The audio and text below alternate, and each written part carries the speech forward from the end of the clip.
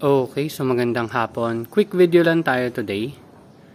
So yun, next ko nang kukunin yon. Tapos bukas, March 18, magta-transfer ulit tayo ng 5. Hindi ko sure kung ita-transfer ko na sila bukas, pero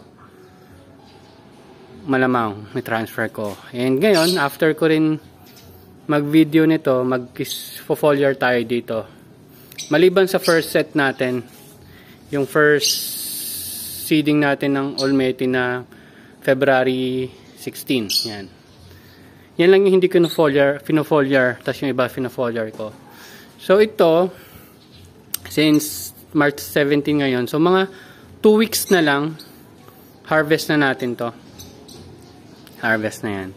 So hopefully makahabol sila, pero mapansin may langgam-langgam ako nakikita dyan.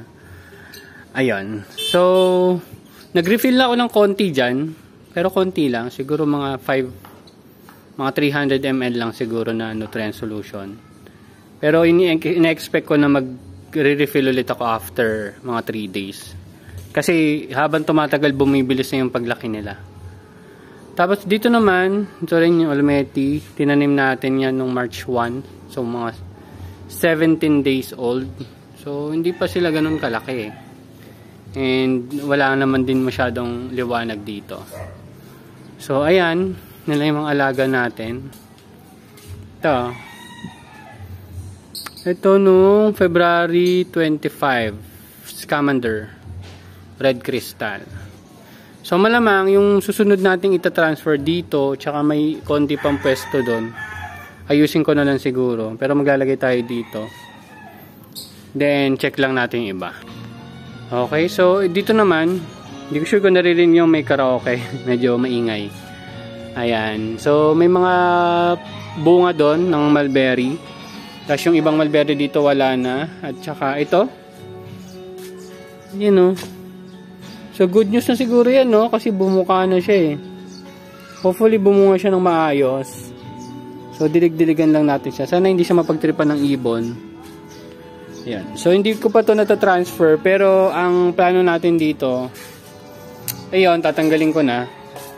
So gagawin na lang natin tong lemon basil. O kaya nag-aaral din ako magpatubo ng chives. So hopefully malagay natin yung chives dyan or kung saan man. Kasi marami pa naman pwesto eh. Ayan, oh. Ay, mga 2 pa siguro ang ganito kalaki ang kaya kong ilagay dito. Para ma-maximize lang natin yung space. So dito naman, iniisip ko kung tama yung hinala ko. Pag natuyo to, may mga ano na yan, may mga seeds. So kumuha din tayo ng cuttings dito nung nakaraan, kaya medyo nabawasan to ng konti. Pero yung mga itsurang magpa-flower na, hindi ko na kinuha. Hinayaan ko na lang din sila dyan.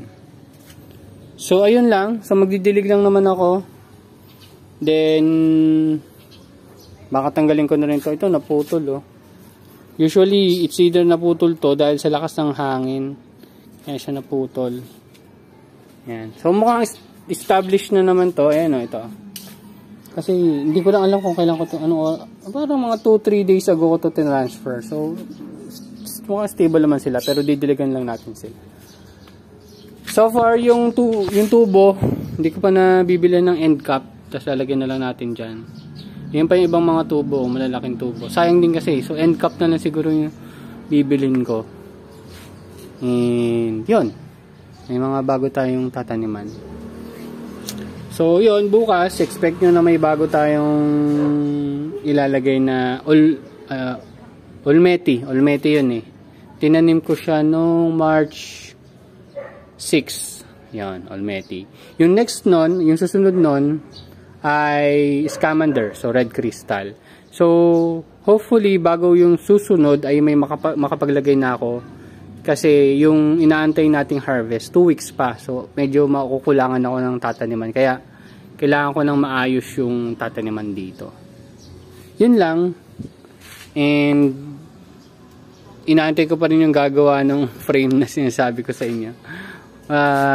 Yun lang. Bye-bye! Sana makita nyo pag marami na to mga basil plants natin, lalo na yung lemon basil natin.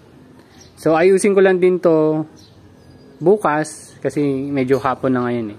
Yun lang. Bye-bye!